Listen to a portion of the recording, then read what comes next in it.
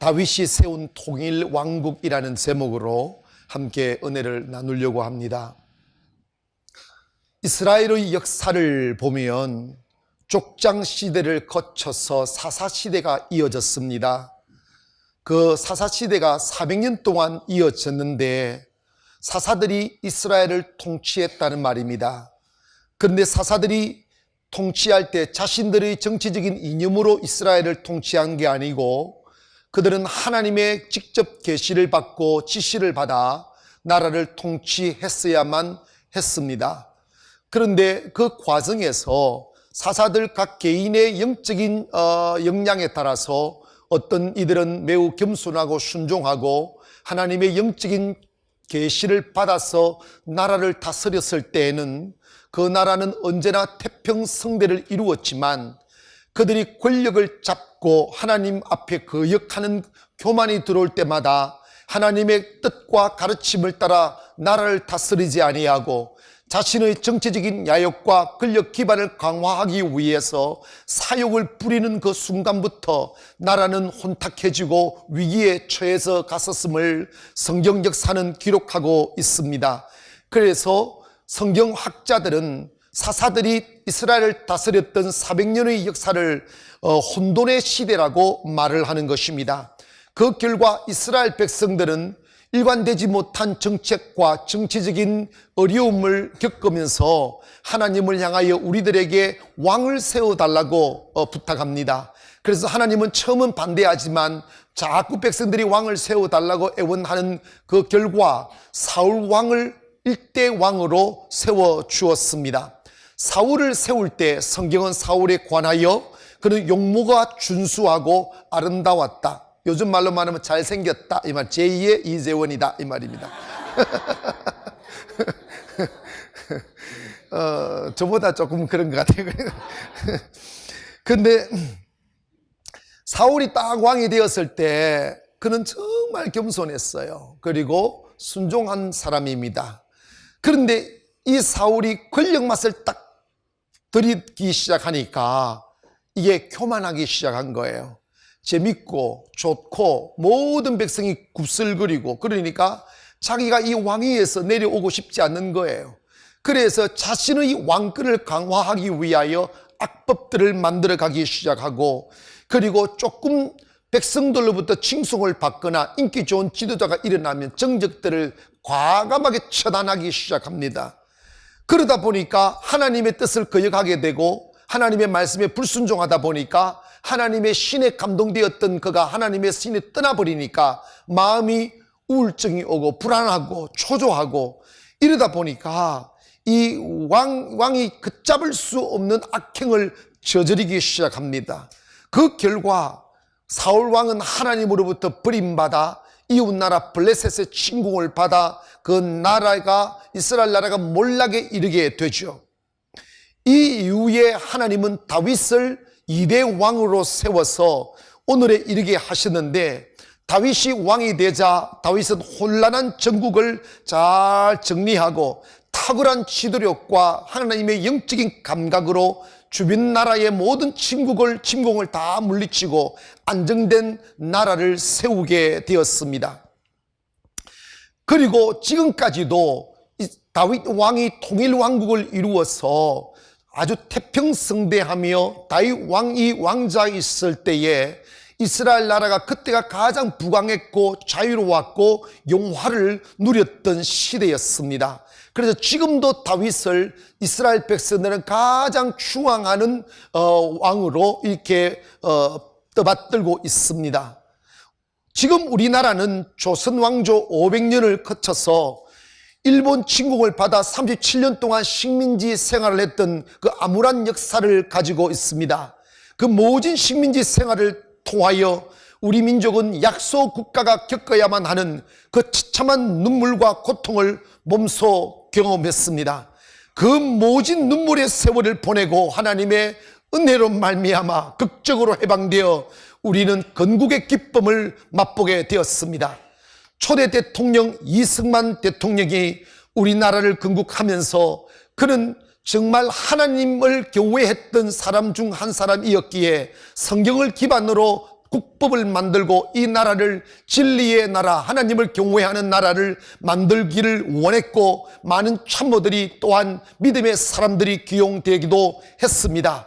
그 결과 지금 이 나라는 이제 세월이 지나 19대 대통령으로 문재인 대통령이 당선되었습니다. 그렇다면 지금까지 흘러오는 역사 속에 교회는 무슨 역할을 했습니까? 많은 사람들이, 믿음의 사람들이 장관도 되고 부대통령도 되고 많은 국회의원도 되고 했습니다. 그래서 어느 정도 교회가 역할을 하여서 이 나라가 경제적으로 부강하고 정치적으로 안정되는 일에 기여한 바가 분명히 많이 있습니다.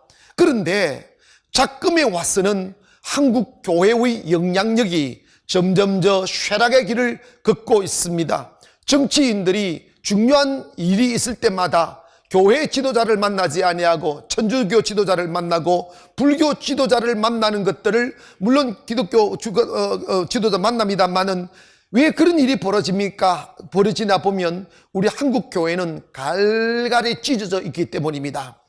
여러분, 천주교도 하나로 묶어 있고 불교도 크게는 두 가지로 그 뿌리가 있지만은 그래도 하나의 목소리를 내고 있는데, 유독 우리 기독교는 교회는 많고 성도수는 많음에도 불구하고 교단이 갈갈이 찢어서 지도력을 상실해 버렸습니다. 그러다 보니까 국가의 중요 정책을 입안할 때 기독교의 그 목소리가 정치에 이게 입안되는데 아주 미약하게 되어버리는 거죠. 여러분, 우리 기억해야 됩니다. 이 세상을 다스리시는 분이 하나님입니다. 그러면 그 하나님이 이 땅을 다스린다면 하나님은 하나님의 사람들을 통하여 이 땅을 다스릴 때 이 땅에 평화가 오고 통일이 오고 자유가 오고 기쁨이 오는 거죠. 그런데 문제는 이 한국교회가 지도력을 상실하다 보니까 교회 출신들이 대통령이 되어도 뭔가 이렇게 아름다운 역사를 남기지 못하고 흠집을 남기고 정권의 만렵을 맞이하게 되고, 많은 국회의원들이 기독교인이라고 말하는 국회의원들이 지금도 많이 있습니다만은 국회에서 목소리를 내지 못하고 큰 영향력을 끼치지 못하는 경우들을 우리 종종 보아왔습니다. 그 이유가 뭐냐면 한국 교회가 갈라지는 이유도, 이렇게 영향력을 상실한 이유도, 사울이 하나님 앞에 부름받았을 때에는 가난하고 힘들고 힘없고 약할 때에는 겸손하고 순종하고 아름다운 가슴으로 살았는데, 왕이 되고 보니까 욕심이 생기는 거예요. 사욕이 생기는 거예요. 그러다 보니까 사람이 변질되는 거예요. 우리 한국교회 6.25 이후에 그 처절한 잿더미 속에서 먹고 살기 위하여 기도했고, 자식들이 굶주리지 않기 위하여 기도했고, 정말 한 집에서 쌀밥 한 그릇 먹기 위하여 기도했는데, 어느새 하나님의 은혜로 잘 살게 되고 교회가 커지고 성도들이 많아지다 보니까 배부르지기 시작하고, 그러다 보니까 지도자들이 타락하기 시작하는 거예요. 타락하기 시작하는 거예요. 이건 뭐냐면 그 인생의 목적을 하나님을 경외하는 데 두지 아니하고 사욕을 채우고 자신의 배부름에다가 삶의 목적을 두다 보니까, 가난할 적에는 겸손하고 기도했다가 배부러지면 타락한 사울처럼 사욕을 취하다 보니까 교회의 지도력과 성도들도 타락하게 되었다는 것입니다. 여러분, 이제 우리나라가 지금 경제 대국으로 성장했다 하지만 이미 우리나라는 반쪽으로 갈라진 지가 반세기가 지나고, 이제 우리 동쪽 저 북쪽에는 핵폭탄을 만들어서 우리를 위협하고 있습니다. 새 정부 들어서 화해의 조치를 취해보려 애써보지만 윈버 대학생의 죽음으로 인하여 미국의 여론은 악화되고 평화가 묘연해지는 역사 속으로 내몰리고 있습니다. 전략가에 의하면 이것이 정설인지는 모르지만 미국의 전략가들은 이제 북한이 핵을 소유했고 이제 장거리 미사일을 이미 확보한 지경에 있어서는 이제 전쟁은 일으킬 수가 없다는 것을 알게 되는 거예요. 북한을 공격하게 되면 남한이 잿더미가 되니까 이게 어찌할 바 모르는데, 나중에 미국의 위협이 진정 미국의 위협이 되면 남한을 포기하고 대한민국을 포기하고 일본을 선택한다는 거예요. 이 이야기는 무슨 이야기냐면 미국이 북한의 그 핵의 위험을 제거하기 위해서 전쟁을 치러버리면 온 한반도는 잿더미가 되어버린다는 거예요. 그리고 미국의 안전을 도모한다는 그 계획을 이미 수립해 놓고 있다는 거예요. 그러나 우리가 이러한 역사적인 위기 속에서도 두려워하지 말고 우리 그리스도인들이 정신을 차리고 해야 될 일이 뭐냐면, 전쟁은 여호와께 속했고 한 나라의 흥망성쇠가 여호와께 속했다면 이제 우리 모든 교회 지도자들과 성도들이 일어나 예전에 우리 가난했을 적에 했던 그 눈물의 기도가 되살아나야 되며, 자신의 산이 사욕을 제거하고 나라와 민족을 생각하며 기도해야 되는 줄 믿습니다. 여담입니다마는 우리가 6기 때 8일 50일 동안 한 300여 명의 성도들이 모여서 나라와 민족을 위하여 기도하고, 또 7기는 오전도 하고 밤에도 하는 이 50일의 기적을 이어가니까 그 목사님이 아주 제가 잘 아는 내 친구 목사인데 아주 신실해요. 아주 성실한 목사예요. 그럼에도 불구하고 제보고 뭐라고 이야기하느냐 하면, 당신 미쳤다는 거예요. 그러다가 니 피곤해서 미쳐 죽으려고 하느냐고. 뭐냐면 당신 그러지 않아도 충분히 먹고 살 수 있는 사람인데 왜 그렇게 하느냐고 이러는 거예요. 내가 그 친구한테 굉장히 실망을 했어요.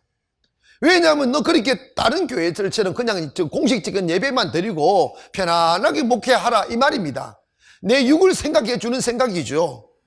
그런데 그 말을 딱 들으니까, 야, 이게 우리 한국 교회의 현실이구나.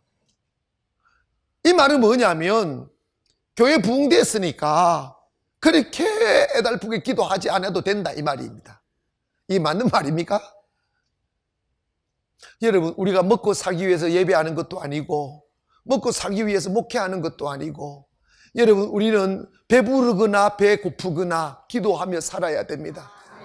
이 나라와 이 민족의 미래가 하나님의 손에 달렸다면 우리는 이 위기의 대한민국의 시대를 맞이해서 누군가가 교회가 일어나야 나서 기도해야만 합니다. 그래서 이제 분단된 지 이미 오래되어 버린 우리 이 대한민국을 통일시켜서 정말 믿음의 나라로 세워가야만 된다 이 말입니다. 아무리 생각해봐도 우리가 살 길은 통일밖에 없어요. 통일되어야 위기가 사라집니다. 그러므로 우리 교회는 지금도 우리가 기도해야 됩니다. 탁월한 지도자가 세워지기를 기도하기를 원합니다. 나라가 통일되고 태평성대를 이루려면 가장 중요한 덕목이 뭐냐면 탁월한 지도자를 세워야 돼요. 사울이 죽자 곧바로 다윗이 왕으로 오른 것이 아닙니다.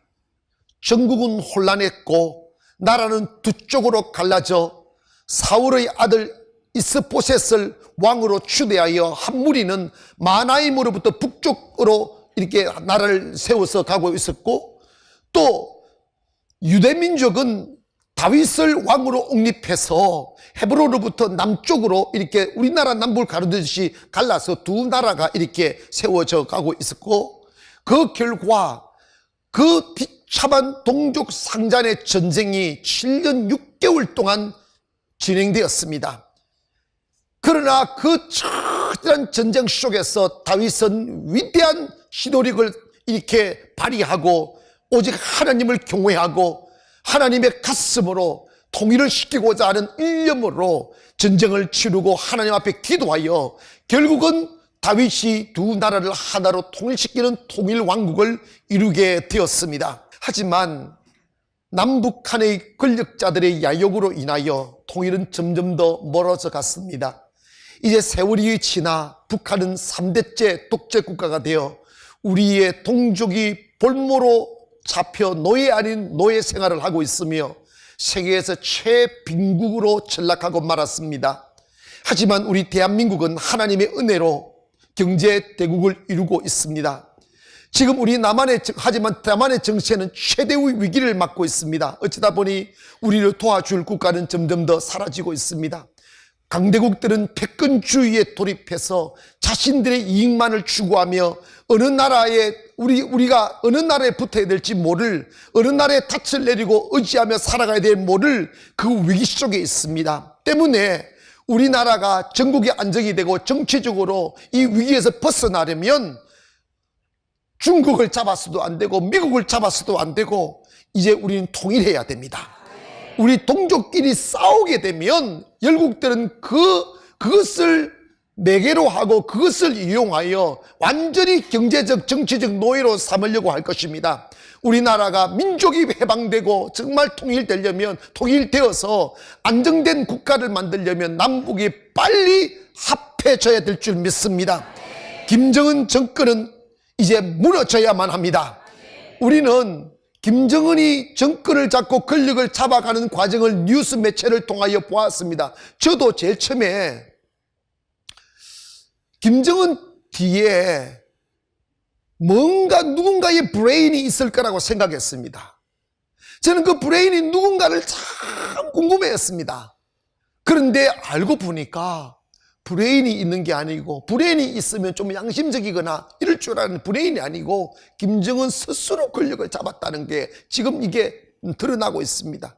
그래서 이제 정권이 강화되고 있고 독주가 강화되어 있고 수많은 사람들이 처단되어서 가는 것을 보면서 야, 통일은 묘연하구나, 통일은 이미 멀리 떠나가고 있구나 하는 생각을 하였는데, 곰곰이 생각하니까 위기가 기회라고, 김정은이 강력한 지도력과 정권을 장악하면 한쪽으로는 통일이 멀어지는 듯 하지만 또 한쪽으로는 김정은만 핵가닥하면, 할렐루야, 김정은만 핵가닥하면 통일이 될 수 있겠다 하는 기대를 해봅니다.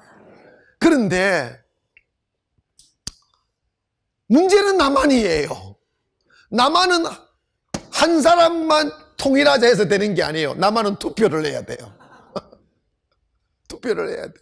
그러니까 여러분, 이제 통일이라는 이름 앞에서 북한을 걱정하지 말고 남한을 걱정하기를 원합니다. 정권을 잡은 사람들이 야욕을 버려야 돼요. 믿습니까? 우리는 이 지금까지 시대를 오면 권력자들이 자신들의 권력 기반을 튼튼하기 위해서 북한은 남한은 북한을 이용해 왔다는 사실들을 역사적으로 우리는 알고 있습니다. 이제 우리는 기도해야 됩니다. 빨리 대한민국이 통일하여 평화의 나라를 만들기 위해서 이 권력을 잡은 지도자들이 겸손한 지도자, 하나님을 경외하는 지도자, 나라와 민족의 미래를 걱정하는 지도자가 이 나라를 다스리도록 기도해야만 합니다. 이제 누가 뭐래도 문재인 대통령은 우리 대한민국의 대통령입니다. 그분에게 표를 주었든 표를 주지 않았든 어떤 정당을 지지하든 안 하든 간에 우리는 그분을, 하나님께서 그분의 임기 동안 이 대한민국의 기회를 그분의 손에 맡겼습니다. 때문에 그분을 위하여 계속 기도해야 됩니다.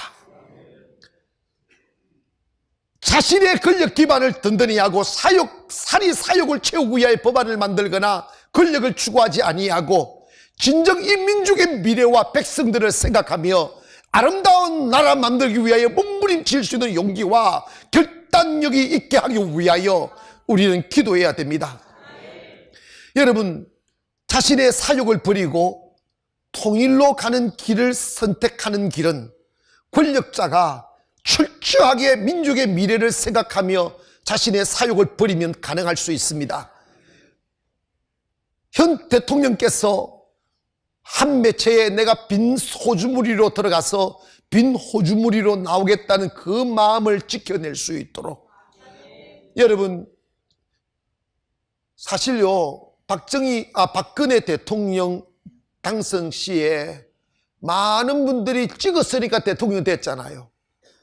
저는 이런 생각을 했습니다. 하도 남자들, 가정 있고 욕심꾸리기들 대통령 세워놓으니까 나라와 민족 생각 안 하고 욕심 부리다가 나라 망가지고 감옥 가고 이렇게 혼란하게 됐는데, 나는 결혼도 안 하고 자식이 없으니까 욕심 안 부릴 줄 알았어요. 그래가지고 어머니 같은 마음으로 이 나라를 세울 줄 알아서 나도 그 찍었다니까. 근데 나 속았다 싶어요. 나는 좀 불쌍히 미치겠어요. 시집도 못 가보고. 여러분, 그런데 제가 이제서 생각나는 게 뭐냐면, 욕심이라든지 사욕이라든지 이런 거는 자식 있고 없고의 문제가 아니구나. 성령을 받아야 되는구나. 아멘. 여러분, 성령을 안 받으면 미래가 두려웠어요. 성령을 받으면 미래가 담대해지는 거예요.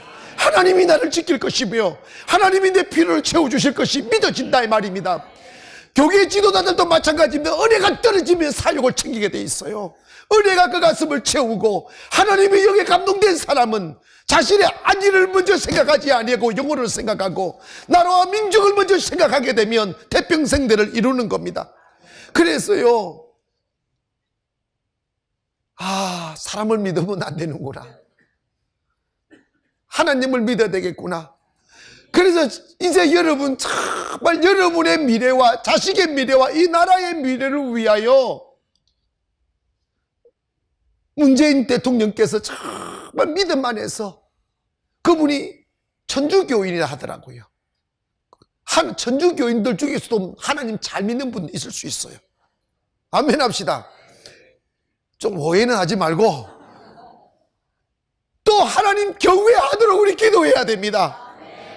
우리가 기도함으로 아름다운 나라가 세워질 수 있고, 우리가 기도함으로 아름다운 정치인이 세워질 수 있다는 것입니다. 이 나라를 세우시는 분은 하나님이십니다. 하나님은 이 대한민국의 운명을 무엇을 보고 결정하느냐? 한국 교회를 보고 대한민국의 문제를 결정한다는 걸 기억해야 됩니다. 성경학자들과 신학자들 그리고 교회 역사를 통하여 우리가 알 수 있는 것은, 교회가 깨어나고 성도들이 일어나 기도하면 하나님은 성군을 세워 태평성대를 이루며 아름다운 자유와 부유를 누리도록 하시지만, 교회가 타락하고 기도하지 아니하고 자신들의 살이 사욕을 추구하게 되면 하나님은 그 교회를 심판하는 도구로 악한 군주를 세워 교회를 핍박했던 것이 세계 역사의 교훈입니다. 그렇다면 우리가 지금 이 정치적으로 그리고 이렇게 위기를 맞고 있을 때, 이 군사적인 대위기 속에 있을 때 우리 교회들이 일어나 기도해야 된다 이 말입니다.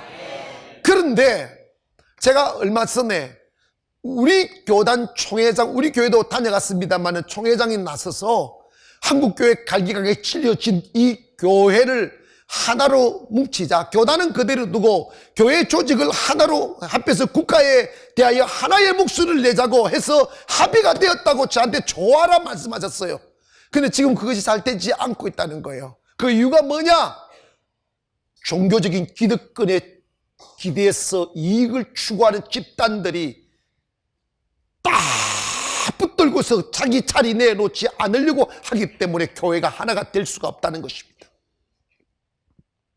여러분, 이건 정말 비극입니다.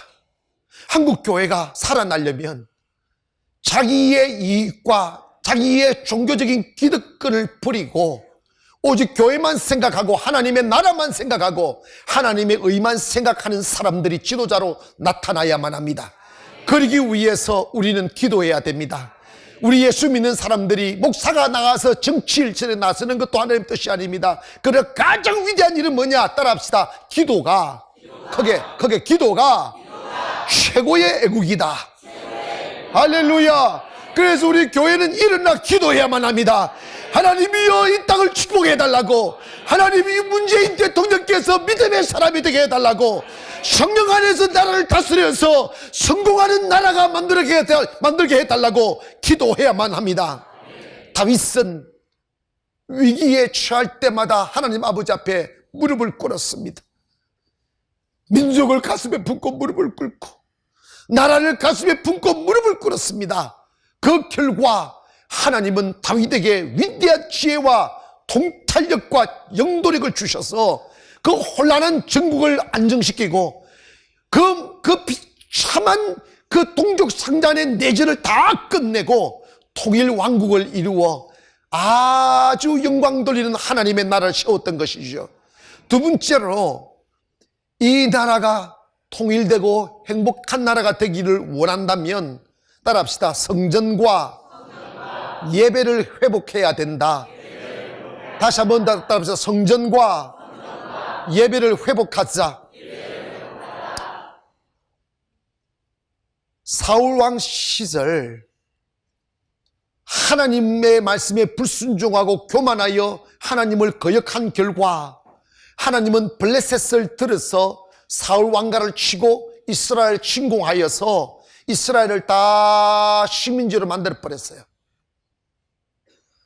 그런데 그 과정에서 블레셋이 오니까 그전에는 하나님을 경외할 때는 항상 전쟁이 나갈 때 하나님의 임재의 상징인 법궤를 앞세우고 가면 무조건 승전했습니다. 그런데 사울왕이 하나님을 버리니까 법궤를 가지고 가도 패전을 해버렸어요. 그래서 이 하나님의 임재의 상징인 법궤를 블레셋에 뺏기게 되었습니다. 그리고 세월이 흘렀어요. 사울 왕가는 망가졌습니다. 다윗이 왕위에 올랐을 때 법궤를 다시 가지고 오려고 애를 썼지만 내어주지 않았어요.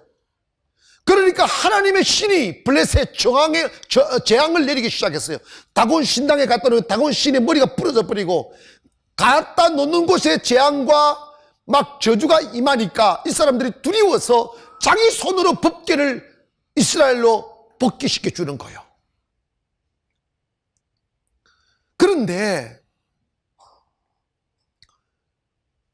다윗이 그 법궤, 하나님의 임재의 상징인 법궤가 이스라엘로 돌아온다는 소식을 듣고 사무엘하 6장 12절에 어떤 사람이 다윗 왕에게 이르되 아뢰어 이르되 여호와께서 하나님의 궤로 말미암아 오벳 에돔의 집과 그의 모든 소유에 복을 주셨다 한지라 다윗이 가서 하나님의 궤를 기쁨으로 메고 오벳 에돔의 집에서 다윗 성으로 올라갈새 여호와의 궤를 맨 사람들이 6 걸음을 가매 다윗이 소와 살찐 송아지로 제사를 드리고 다윗이 여호와 앞에 힘을 다하여 춤을 추는데 그때에 다윗이 배에 에봇을 입었더라 이랬어요. 그러니까 이게 무슨 말이냐면 이 하나님 임재의 상징 법궤가 블레셋에서 이렇게 에벳 에돔으로 이렇게 돌아올 때, 즉 이스라엘 다시 돌아올 때 다윗이 그걸 보고 막 기뻐서 소를 잡고 송아지를 잡고 제사를 드리면서 막 춤을 췄다는 거예요. 너무 좋았어. 아멘 합시다. 이것은 뭐냐면 다윗이 법궤가 블레셋에 있었을 때에도 제사를 지냈어요. 이것은 뭐냐? 하나님의 임재 없는 의식적인 제물만 드렸다 이 말입니다. 아멘. 근데 다윗은 뭐냐? 하나님의 임재를 사모했다는 거예요. 하나님의 영이 있음을 사모했다는 거예요. 그래서 하나님의 법궤가 돌아올 때, 하나님의 영이 임재했을 때 그가 제사를 지내고 춤을 추며 기뻐했다는 거예요.